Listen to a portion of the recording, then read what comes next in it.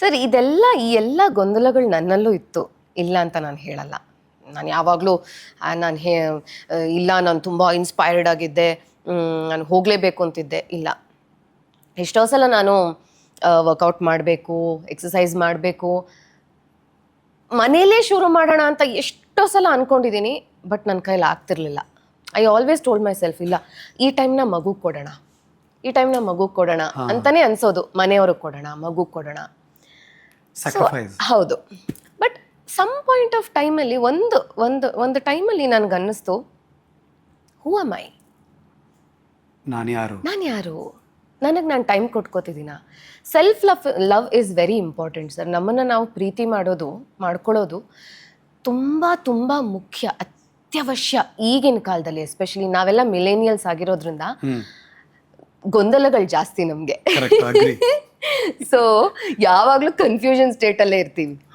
So ನನಗನ್ಸೋದು ಎಲ್ಲದಕ್ಕಿಂತ important ನಮಗೆ ನಾವು ಟೈಮ್ ಕೊಟ್ಕೋಬೇಕು. ಅಟ್ಲೀಸ್ಟ್ 1 ಗಂಟೆ 2 ಗಂಟೆ 2 ಅವರ್ಸ್ ಇನ್ ಅ ಡೇ. 24 ಗಂಟೆಲಿ 1-2 ಅವರ್ ನಮಗೆ ನಾವು ಕೊಟ್ಕೊಳ್ಳೋದು ತಪ್ಪೇನಲ್ಲ ಸರ್. ಹೌದು. ಈ ಗಿಲ್ಟಲ್ಲೇ ನಾನು ಇದ್ದಿದ್ದು, ಅಯ್ಯೋ 2 ಅವರ್ಸ್ ನನ್ನ ಜೊತೆ ಕೊಟ್ಟರೆ ಆಗುತ್ತೆ, 2 ಅವರ್ಸ್ ನನ್ನ ಫ್ಯಾಮಿಲಿ ಕೊಟ್ಟರೆ ಆಗುತ್ತೆ ಅಂತ ಅನ್ಕೋತಾ ಇದ್ದೆ. ಬಟ್ ದೆನ್ ಇವೆಂಚುಲಿ ನನ್ನನ್ನು ನಾನು ಮಿರರಲ್ಲಿ ನೋಡಿಕೊಂಡಾಗ, ಕನ್ನಡಿಯಲ್ಲಿ ನೋಡಿಕೊಂಡಾಗ, ನಾನು ನನ್ನನ್ನು ಪ್ರಶ್ನೆ ಕೇಳ್ಕೊಳ್ಳೋದಕ್ಕೆ ಶುರು ಮಾಡಿದೆ. ಯಾರು ನೀನು? ನಿನ್ನ ಐಡೆಂಟಿಟಿ ಏನು ಮಾಡ್ತಿದೀಯ ನೀನು? ಇಡೀ ಜಗತ್ತಿಗೆ, ಅಂದರೆ ನನ್ನ ಪ್ರಪಂಚಕ್ಕೆ ನಾನು ಯಾರು ಅಂತ ಗೊತ್ತು, ಆದರೆ ನನಗೆ ನಾನು ಯಾರು ಅಂತ ಗೊತ್ತಿಲ್ಲ. ಈ ಪ್ರಶ್ನೆಗಳಿಗೆ ಹೇಗೆ ಉತ್ತರ ಕೊಡೋದು ಅಂತ ಯೋಚನೆ ಮಾಡ್ತಾ ಇದ್ದೆ ಸರ್. ತುಂಬ ಯೋಚನೆ, ಅಂದರೆ ನಾನು ಸ್ವಲ್ಪ ಐ ಮೀನ್ ಓವರ್ ಥಿಂಕರ್, ಜಾಸ್ತಿ ಯೋಚನೆ ಮಾಡ್ತೀನಿ ಪ್ರತಿಯೊಂದು ವಿಚಾರದ ಬಗ್ಗೆನೂ. ಓಕೆ, ಟು ಮೂವ್ ಫಾರ್ವರ್ಡ್ ಒಂಚೂರು ರಿವೈಂಡ್ ಮಾಡ್ತೀನಿ ನಾನು. ಹೌ ವಾಸ್ ಜನವರಿ 2025ರಿಂದ ಡಿಸೆಂಬರ್ 2025 ಹೋಲ್ ಇಯರ್ 12 ತಿಂಗಳು ಹೇಗಿತ್ತು ಸರ್? ನಾನು ಆನೆಸ್ಟಾಗಿ ಹೇಳ್ತೀನಿ ಒಂದು ಮಾತನ್ನು. ಬಹುಶಃ ಇದರಿಂದ ಒಂದಷ್ಟು ಜನಕ್ಕೆ ಸಮಾಧಾನನೂ ಆಗಬಹುದು. ಯಾಕೆ ಅಂತಂದರೆ, ಎಷ್ಟೋ ಜನ ಹೆಣ್ಮಕ್ಳು ಮಗು ಆದಮೇಲೆ ತಾಯ್ತನದಲ್ಲಿ ತನ್ನನ್ನು ತಾನು ಮರ್ತು ಬಿಟ್ಟಿರ್ತಾರೆ. ಆ್ಯಂಡ್ ಪೋಸ್ಟ್ ಪಾರ್ಟಮ್ ಡಿಪ್ರೆಷನ್ ಅಂತ ಏನು ಹೇಳ್ತಾರಲ್ಲ, ಅದನ್ನು ನಾನು ಕೂಡ ಅನುಭವಿಸಿದ್ದೀನಿ. ಯಾವುದೋ ತೀರಾ ಎಕ್ಸ್ಟ್ರೀಮ್ ಅಲ್ಲದೆ ಹೋದ್ರೂ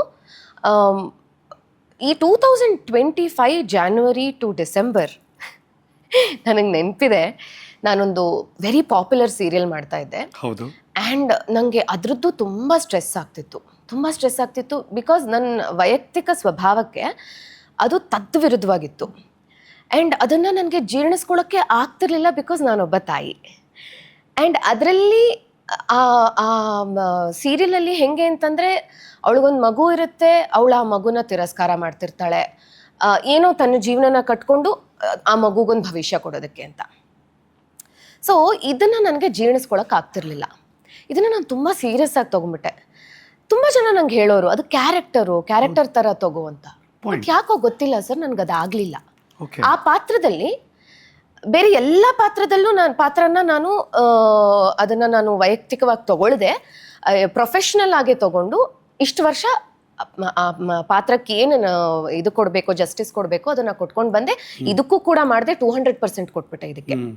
ಸೊ ಜನಕ್ಕೆ ಏನು ಅನ್ಸಕ್ಕೆ ಶುರು ಆಯಿತು ಅಂತಂದರೆ, ಆ ಕ್ಯಾರೆಕ್ಟ್ರೇ ಇವಳೇ ಅವಳು, ನನ್ನ ಅಮೃತ ಅಂತ ಒಬ್ಳಿದಾಳೆ ಅಂತ ರೆಕಗ್ನೈಸೇ ಮಾಡ್ತಿರ್ಲಿಲ್ಲ. ಅಂದ್ರೆ ಪಾತ್ರ ಗೆಲ್ತಾ ಇದೆ, ಸೋಲ್ತಾ ಇದೆ. ಹೌದು, ಎಕ್ಸಾಕ್ಟ್ಲಿ. ಅದು ನನಗೆ ತುಂಬಾ ಕಷ್ಟ ಆಗೋದಕ್ಕೆ ಶುರು ಆಯ್ತು. ಆಕ್ಚುಲಿ ಖುಷಿ ಪಡಬೇಕು. ಹೌದು, ಬಿಕಾಸ್ ಪಾತ್ರದ ಮೂಲಕ ಜನ ಕಂಡುಹಿಡಿತಿದ್ದಾರೆ. ಬಟ್ ವೈಯಕ್ತಿಕವಾಗಿ ನಿಮಗೆ ನೋವು ಹರ್ಟ್ ಆಗ್ತಾ ಇತ್ತು ನನಗೆ.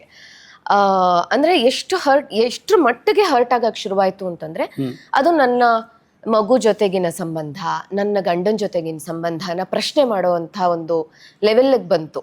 ಸೊ ಹಾಗಾಗಿ ನಾನು ಏನು ಒಂದು ಪ್ರಾಜೆಕ್ಟ್ನ ನಾನು ಕ್ವಿಟ್ ಮಾಡಬೇಕಾಯ್ತು.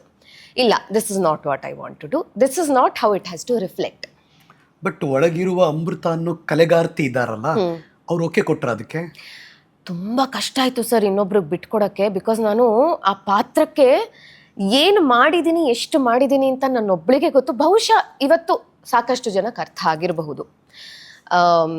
ನನ್ನನ್ನು ಎಲ್ಲೋ ಒಂದು ಕಡೆ ಸುಲಭವಾಗಿ ಬಿಟ್ಕೊಟ್ರು ಅನ್ನೋ ಒಂದು ಬೇಜಾರಿದೆ. ಇನ್ನೊಂದು ಕಡೆ ನನ್ನಲ್ಲಿ ನಾನು ತುಂಬ ಫೈಟ್ ಮಾಡ್ತಾ ಇದ್ದೆ. I wanted to give it a stop. ಇಲ್ಲ, ಇಷ್ಟು ಒಂದು ಇಂಟ್ರಾ ಪರ್ಸ್ನಲ್ ಕಮ್ಯುನಿಕೇಷನ್ ತುಂಬ ನಡೀತಾ ಇತ್ತು. ಸೊ ಹಾಗಾಗಿ ಆ ಪೀರಿಯಡ್ ಏನಿದೆಯಲ್ಲ, ಜಾನ್ವರಿ ಟು ಡಿಸೆಂಬರ್, ನನಗೆ ಸೈಕಲಾಜಿಕಲಿ ನಾನು ತುಂಬ ಒಂಥರ ಅತಿರೇಕದಲ್ಲಿ ಒಂದು ಡಿಪ್ರೆಷನಲ್ಲಿದ್ದೆ ಅಂತಲೇ ಹೇಳ್ಬೋದು. ಅದು ಹೊರಗಡೆ ಕಾಣಿಸ್ದೇ ಇರ್ಬೋದು. ನನಗೆ, ನನ್ನ ಗಂಡಂಗೆ, ನನ್ನ ತಾಯಿಗೆ, ನನ್ನ ತಂದೆಗೆ ಗೊತ್ತು, ನನ್ನ ಅಕ್ಕಂಗೆ ಗೊತ್ತು, ಬಿಟ್ಟರೆ ಯಾರಿಗೂ, ಬೇರೆಯವ್ರಿಗೆ ಯಾರಿಗೂ ಗೊತ್ತಿಲ್ಲ. ಒಳಗೊಳಗೆ ಒಂದು ಫೈಟಿಂಗು ಸರ್, ಅದು ನನ್ನಲ್ಲೇ ಒಂದು ಫೈಟಿಂಗು. ಈಗ ನೀವು ಹೇಳ್ತಾ ಇದ್ರೆ ನಿಮ್ಮನ್ನ ಯಾರು ಬಲ್ಲವರು ಇರ್ತಾರೋ, ಹೌದಾ ಗೊತ್ತೇ ಆಗ್ಲಿಲ್ವಲ್ಲ ಅಂದ್ಕೊಂಡ್ಬಿಡ್ತಾರೆ. ಹಂಗಿದ್ರಿ ನೀವು. ಹೌದು. ಸೊ ಅದನ್ನ ಐ ಆಲ್ವೇಸ್, ಅಂದ್ರೆ ನಾನು ಹೇಗೆ ಅಂತಂದ್ರೆ, ನನಗೆ ದುಃಖ ಆದ್ರೆ ಅಥವಾ ಅದು ಎಲ್ಲೂ ಹೊರಗೆ ಕಾಣೋದೇ ಇಲ್ಲ. It's always been like that. So ಇದು ಬರೀ ನನ್ನ ಮನೆಯವ್ರಿಗೆ ಮಾತ್ರ ಗೊತ್ತಿರುತ್ತೆ ಬಿಟ್ರೆ ಇನ್ಯಾರಿಗೂ ಗೊತ್ತಾಗೋದಕ್ಕೆ ಸಾಧ್ಯ ಇಲ್ಲ. ಸೊ ಆ ಥರ ಒಂಥರ. ಸೊ 2025 ನನಗೆ ಏನಾಯಿತು ಅಂದರೆ, ನಾನು ಆ ಸ್ಟ್ರೆಸ್ ಈಟಿಂಗ್ ಅಂತ ಒಂದು ಡಿಸಾರ್ಡರ್ ಅಂತಾನೆ ಹೇಳ್ಬೋದು. ತುಂಬಾ ಸ್ಟ್ರೆಸ್ ಆದಾಗ ಕೆಲವರು ಊಟ ಬಿಟ್ಟು ಬಿಡ್ತಾರೆ, ಇನ್ನು ಕೆಲವರು ಊಟ ತೀರಾ ಜಾಸ್ತಿ ಮಾಡ್ತಾರೆ. ಅದು ಕಂಟ್ರೋಲ್ ಅಲ್ಲೇ ಇರೋದಿಲ್ಲ. ಸೊ ನನಗಿದು, ನಾನು ಕೆಂಡಸಂಪಿಗೆ ಮಾಡಬೇಕಾದ್ರೆ ನನ್ನ ಕಮ್ ಬ್ಯಾಕ್ ಅದು ಆಫ್ಟರ್ ಡೆಲಿವರಿ ಬಹುಶಃ ಒಂದು 2.5 ತಿಂಗಳು ಬಾಣಂತಿ ನಾನು ಸ್ಟಾರ್ಟ್ ಮಾಡಿದಾಗ, ವರ್ಕ್ ಮಾಡೋದಕ್ಕೆ ಶುರು ಮಾಡಿದಾಗ.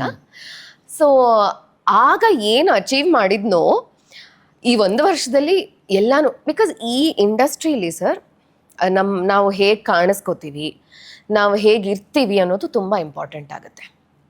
ಸೊ ಅದು ಅಷ್ಟು 3 ವರ್ಷ ಏನು ಮಾಡ್ಕೊಂಡು ಬಂದಿದ್ನೋ, ಈ 1 ವರ್ಷದಲ್ಲಿ ಐ ಕುಡ್ ಸಿ ಡಿಕ್ಲೈನ್. ಅಂದರೆ ಒಂಥರ ನನಗೆ ಅದು ನನ್ನ ಸೈಕಲಾಜಿಕಲ್ ಗ್ರಾಫ್ ಇರ್ಬೋದು, ಮೆಂಟಲ್ ಹೆಲ್ತು, ಫಿಸಿಕಲ್ ಹೆಲ್ತು ಎಲ್ಲ ಡ್ರಾಪ್ ಆಗೋಕ್ಕೆ ಶುರುವಾಯಿತು. ಮೇಜರ್ ಸಪೋರ್ಟ್ ರಘು ಆ್ಯಂಡ್ ಅಮ್ಮ. ದೇ ವರ್ ವೆರಿ, ಅಂದರೆ ನನ್ನ ಸ್ಟ್ರೆಂತ್ ಅವರು. ಅಪ್ಪನೂ ಅಷ್ಟೇ, ಬಟ್ ನಾನು ಜಾಸ್ತಿ ಹೇಳ್ಕೊಳ್ಳೋದು ಅಮ್ಮ ಮತ್ತು ರಘು ಹತ್ರ. ಸೊ ಮೇಜರ್ ಸ್ಟ್ರೆಂತ್ ರಘು, ನನ್ನ ಗಂಡ. So he is more of a friend to me. ನೀವಿಬ್ರು ಹಾಗೆ ಇದ್ದೀರಾ? ಹೌದು. ಎಷ್ಟೋ ಜನಕ್ಕೆ ಗೊತ್ತೂ ಇಲ್ಲ ನಾವಿಬ್ರು ಗಂಡ ಹೆಂಡತಿ ಅನ್ನೋದು. ಒಂದು ಮಗು ಇದೆ ಅನ್ನೋದು ಬಿಡಿ, ಅದು ನೆಕ್ಸ್ಟ್ ಪ್ರಶ್ನೆ. ಸೊ ಏನು ಅಂತಂದರೆ, ಹಿ ಕೆಪ್ ಟೆಲ್ಲಿಂಗ್ ಮೀ, ಇಲ್ಲ ನೋಡು, start working on yourself, ನೀನು ಯು ಸ್ಟಾರ್ಟ್ ರೀಡಿಂಗ್ ಬುಕ್ಸ್, ಆಮೇಲೆ ವರ್ಕೌಟ್ ಮಾಡೋಕ್ಕೆ ಶುರು ಮಾಡು, ಎಕ್ಸಸೈಸ್ ಮಾಡೋಕ್ಕೆ ಶುರು ಮಾಡು, you will feel much better ಅಂತ ಹೇಳ್ತಾನೆ ಇದ್ರು. ನಾನು I kept telling myself, ಇಲ್ಲ ನಾಳೆ ಹೋಗೋಣ 2025 the darkest phase of my life. Emotionally drain ಆಗಿದೆ, completely out of sync with myself. ನನ್ನ ಬಾಡಿ ಹೇಗೆ ರಿಯಾಕ್ಟ್ ಮಾಡ್ತಿತ್ತು ಅಂತಾನೆ ನನಗೆ ಅರ್ಥ ಆಗ್ತಿರ್ಲಿಲ್ಲ. ಕಾನ್ಸ್ಟೆಂಟ್ ಆಗಿ ಕ್ರೇವ್ ಮಾಡ್ತಿದ್ದೆ, ಎನರ್ಜಿ ತುಂಬಾ ಲೋ ಇತ್ತು, ಹಾರ್ಮೋನ್ಸ್ ಡಾನ್ಸ್ ಮಾಡ್ತಿತ್ತು. ಬಟ್ ಈ ವರ್ಕ್ ಸ್ಟ್ರೆಸ್ ಜಾಸ್ತಿ ಆದಾಗ ಯು ಸೆಡ್ ಮೆಂಟಲಿ ಫಿಸಿಕಲಿ ನಾನು ಡೌನ್ ಆಗ್ತಿದೆ ಅಂತ, ಅದನ್ನೇನೋ ಹೊರ ಹಾಕ್ಬೇಕಲ್ಲ. ಯು ಸೆಡ್ ಊಟ ತಿನ್ನೋಕ್ ಶುರು ಮಾಡಿದೆ ನಾನು ಅಂತ. ಹೆಂಗಿತ್ತು ಹ್ಯಾಬಿಟ್? ಬಿಂಜ್ ಈಟಿಂಗ್ ಅಂತಾರೆ ಗೊತ್ತಾ ಸರ್? ಪ್ರತಿ ದಿವಸ ಎವ್ರಿ ನೈಟ್ ಡೆಸರ್ಟ್ ಬೇಕು ನಂಗೆ to make myself happy. ನನ್ನನ್ನ ನಾನು ಚಾಲೆಂಜ್ ಮಾಡ್ಕೊಂಡು ನಿರ್ಧಾರ ಮಾಡಿದೆ. ಆ ನಿರ್ಧಾರ ಸುಲಭ ಇರ್ಲಿಲ್ಲ. ಕನ್ಸಿಸ್ಟೆಂಟ್ ಆಗಿ ವರ್ಕ್ಔಟ್ ಮಾಡೋದಕ್ಕೆ ಶುರು ಮಾಡಿದೆ. I started feeling stronger, happier, ಹಾಗೆ more like myself again. Throughout the month, throughout the year ಆಗ್ತಾನೆ ಇತ್ತು. ಇದು ಒಂದು 6 months ಅಂತೂ ಕನ್ಸಿಸ್ಟೆಂಟ್ ಆಗಿ ತಿಂದ್ಬಿಟ್ಟಿದ್ದೀನಿ ಡೆಸರ್ಟ್ನ ರಾತ್ರಿ. ರಘು ಹತ್ರ ಹೇಳೋದು, ಊಟ ಇವತ್ತು ಎಲ್ಲಿಂದ ಆರ್ಡರ್ ಮಾಡ್ತೇವೆ ಗೊತ್ತಿಲ್ಲ, ಇಲ್ಲ ಎಲ್ಲಿ ಕರ್ಕೊಂಡು ಹೋಗ್ತೇವೆ ಗೊತ್ತಿಲ್ಲ, ಕರ್ಕೊಂಡು ಹೋಗು. ಕರ್ಕೊಂಡು ಹೋಗ್ತಿದ್ರು. ಸ್ವೀಟ್ ತಿನ್ನೋದು ರಾತ್ರಿ. ಹಾ, ಹಿ ಟೋಲ್ಡ್ ಮೀ, ನಿಂಗೆ ಎಷ್ಟು ದಿವಸ ಇದನ್ನ ಮಾಡ್ಬೇಕು ಅನ್ಸುತ್ತೋ, if it gives you happiness ಮಾಡು. ಒಂದಿನ ಹಿ ನ್ಯೂ ಪ್ರಾಬಬ್ಲಿ ಒಂದಿನ I would just give up on all that. ಎಲ್ಲೆಲ್ಲಿ ಅಡ್ಡ ಸರ್, ಇಂಥ ಜಾಗ ಅಂತಿಲ್ಲ, ಬಟ್ ಕುನಾಫಾ ಅಂತ ಒಂದು ಡೆಸರ್ಟ್ ಬರುತ್ತಲ್ಲ, ಅದನ್ನು ತಿಂದಿದ್ದೀನಿ ಸರ್. ಸ್ವಲ್ಪ ಅಲ್ಲ, ಅದು ಶುಗರೇ ಅದರಲ್ಲಿ, ಬರೀ ಶುಗರು, ಸಿರಪ್ ಹಾಕಿ ಕೊಟ್ಬಿಡ್ತಾರೆ ಸುರಿದ್ಬಿಟ್ಟು. I used to crave sugary food majorly. ಪ್ರತಿದಿನ ರಾತ್ರಿ. I am not a sweet tooth. ನಾನು ಮುಂಚೆಯಿಂದನೂ ಸ್ವೀಟ್ ಟೂತ್ ಅಲ್ಲ, ತುಂಬಾ ಸಿಹಿ ಪದಾರ್ಥಗಳನ್ನ ತಿನ್ನೋಳಲ್ಲ ನಾನು. ಆದರೆ ನನಗೆ ಎಷ್ಟರ ಮಟ್ಟಕ್ಕೆ ಸ್ಟ್ರೆಸ್ ಇತ್ತು ಅಂತಂದ್ರೆ ನನಗೆ ಗೊತ್ತಾಗ್ತಿರ್ಲಿಲ್ಲ ನಾನು ತಿಂತಾ ಇದ್ದಿದ್ದು. ಇಟ್ಸ್ ಓಕೆ ಬಿಡು, ಅದೊಂದು ಗಿಲ್ಟಿ ಪ್ಲೆಷರ್ ಅಂತಾರಲ್ಲ, ಇಟ್ಸ್ ಓಕೆ ಬಿಡು, ಇಟ್ಸ್ ಓಕೆ, ನೋಡೋಣ ನಾಳೆ ನೋಡ್ಕೊಳ್ಳೋಣ. ನಿಮಗೆ ಸಮಾಧಾನ, ಮುಂದಕ್ಕೆ ಹೋಗು. ಒಂದು 5 kg ಏರ್ತು ಸರ್. ಬರೀ ರಾತ್ರಿ ತಿಂದಿದ್ದಕ್ಕೆ ಬೆಳಗ್ಗೆ ಮಧ್ಯಾಹ್ನ ಎಲ್ಲ ಅದೆಲ್ಲ ಮಾಮೂಲಿ ಚೆನ್ನಾಗಿ ತಿಂತಾ ಇದ್ದೆ ಅಷ್ಟೇ. ಯಾವುದು ರಿಸ್ಟ್ರಿಕ್ಷನ್ಸ್ ಇರ್ಲಿಲ್ಲ, ಹಾಕೊಂಡಿರ್ಲಿಲ್ಲ? ಇಲ್ಲ ಇಲ್ಲ ಇಲ್ಲ ಇಲ್ಲ, ಫುಡ್ ಡಯಟ್ ಅಂತ ಏನೂ ಮಾಡ್ತಿರ್ಲಿಲ್ಲ ನಾನು, ಅದು ಮುಂಚೆಯಿಂದನೂ ಇಲ್ಲ ನನಗೆ. ಮಾಮೂಲಿ ಫುಡ್, ಜಂಕ್ ಫುಡ್? ಅಂದ್ರೆ ಜಂಕ್ ತಿಂತಾ ಇರ್ಲಿಲ್ಲ, ತುಂಬಾ rare, very rare. I am not a junk foodie kind of a person. ಮನೆ ಊಟ ತುಂಬಾ ಪ್ರಿಫರ್ ಮಾಡ್ತೀನಿ. ಆ ಊಟದ ಪೋರ್ಷನ್ ತುಂಬಾ ಇರೋದು, ಹಸಿವು ಜಾಸ್ತಿ ಆಗೋದು. ಪೋರ್ಷನ್ ಕಂಟ್ರೋಲೇ ಎಲ್ಲಾನು. ಕರೆಕ್ಟ್. ನಮ್ಮ ಮೆಂಟಲ್ ಹೆಲ್ತ್ ಕರೆಕ್ಟ್ ಆಗಿರ್ಬೇಕು ಅಂತಂದ್ರೆ ಪೋರ್ಷನ್ನೇ ಇಂಪಾರ್ಟೆಂಟು. ಸೊ ಈ 2025 ವಾಸ್ ಅ ಡೌನ್ಫಾಲ್ ನನಗೆ, ಅಂದರೆ not in my career but personally ನನಗೆ ಒಂದು ಡೌನ್ಫಾಲ್ ಥರ ಅದು. ಓನ್ಲಿ ಅದೊಂದು ತಿನ್ನೋ ಹ್ಯಾಬಿಟ್ ಅಥವಾ ಬೇರೆ ಕೋಪ ಮಾಡ್ಕೊಳ್ಳೋದು, ಬೈಯೋದು? ಅದು ಇತ್ತು ಸರ್, ತುಂಬ ಇತ್ತು ನನಗೆ. ನನ್ನ ಮೂಡ್ ಸ್ವಿಂಗ್ಸು, ನನ್ನ ಔಟ್ಬರ್ಸ್ಟು, ಒಂಥರ ಸುಮ್ಮನೆ ಅಳು ಬರೋದು, ಸಣ್ಣ ಸಣ್ಣ ವಿಚಾರಕ್ಕೆ ಅಳು ಬರೋದು, ತುಂಬ ಸೆನ್ಸಿಟಿವ್ ಆಗೋದು. ಆಮೇಲೆ ನನಗೇನಾಗ್ತಿತ್ತು ಅಂದರೆ ಟೈಮಿಂಗು, ಬೆಳಿಗ್ಗೆ 7:15 ಮನೆ ಬಿಟ್ಟರೆ ರಾತ್ರಿ 9:30 ಆಗ್ತಿತ್ತು ಮನೆಗೆ ಬರೋದು. ಸೊ ನನಗೇನು ಅಂತಂದರೆ ನನಗೆ ಒಂದು ಹೊತ್ತಾದರೂ ಧೃತಿಗೆ ಟೈಮ್ ಕೊಡಬೇಕು, ಅವಳಿಗೆ ಊಟ ತಿನ್ನಿಸಿ ಮಲಗಿಸೋ ಅಷ್ಟಾದರೂ ಇರಬೇಕು, ಇಲ್ಲ ಬೆಳಿಗ್ಗೆ ಎದ್ದಾಗ ನಾನು I should be available for her ಅನ್ನೋದೊಂದು ಇತ್ತು ನನಗೆ. ಸಾಕಷ್ಟು ಜನ ಅನ್ಕೋಬೋದು ಅಷ್ಟಿಲ್ಲ ಇದ್ದ ಮೇಲೆ ಯಾಕೆ ಕೆಲಸ ಮಾಡಬೇಕು ಅಂತ, but that's not how life is ಅಲ್ವಾ ಸರ್.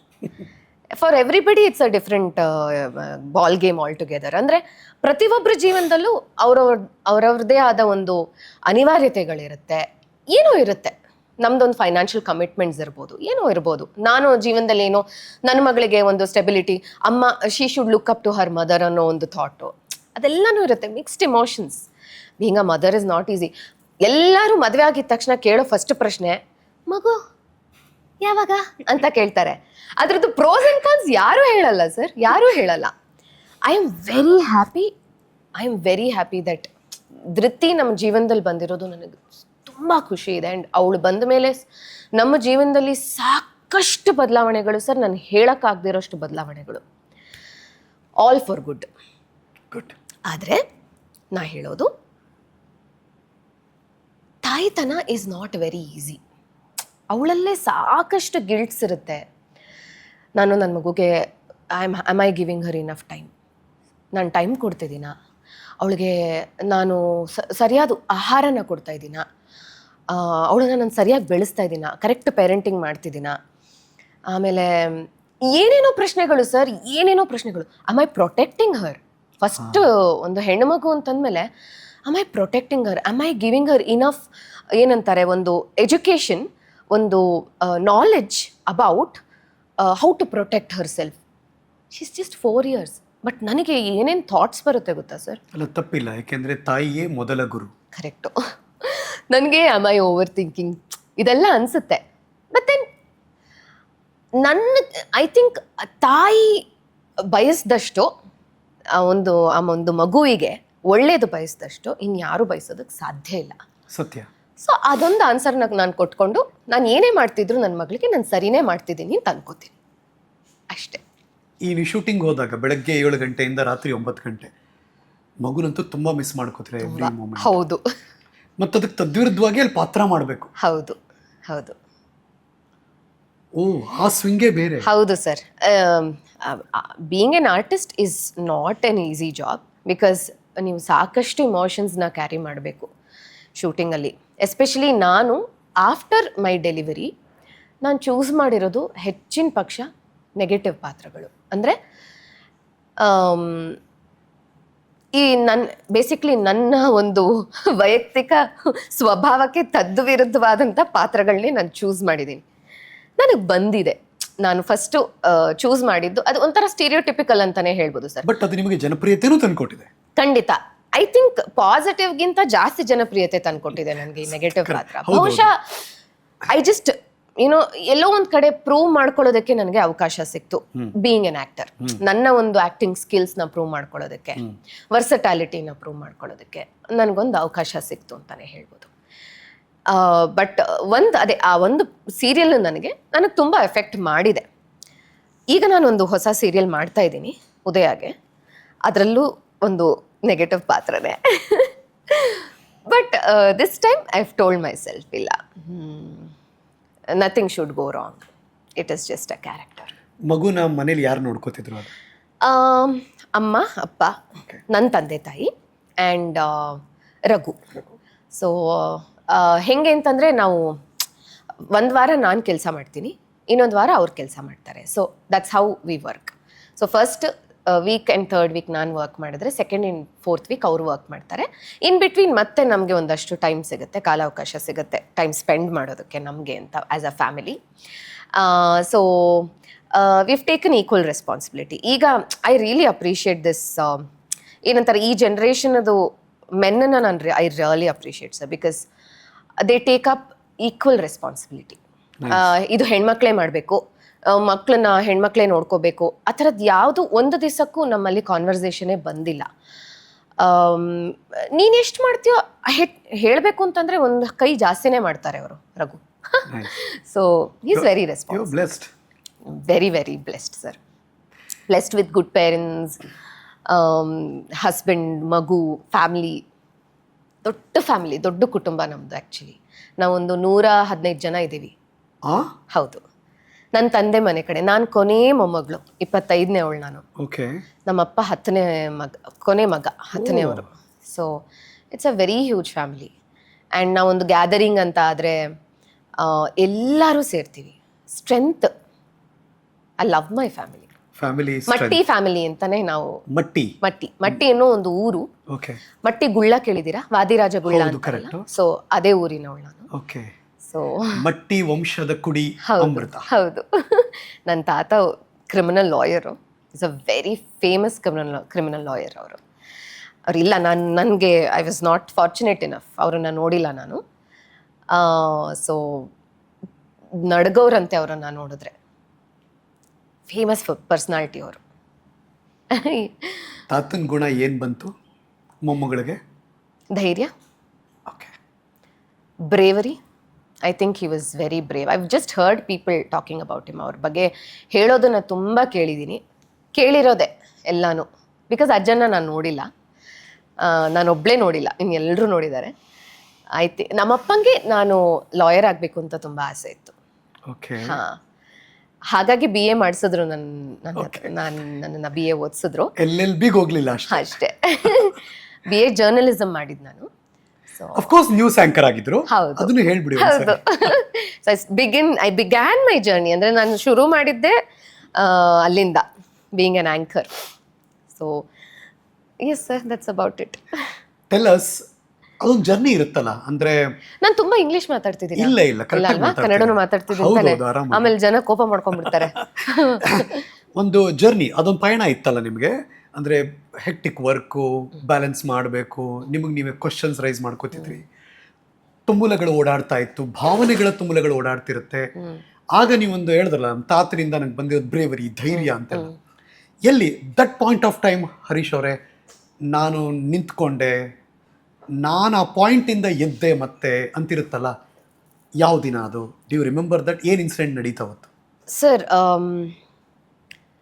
ನಾನು ಈ ಪ್ರಾಜೆಕ್ಟ್ನ ಕ್ವಿಟ್ ಮಾಡಬೇಕು ಅಂತ ಡಿಸೈಡ್ ಮಾಡಿದೆ. ಆಯಿತು. ಈಸಿ ಇತ್ತು ಅದು?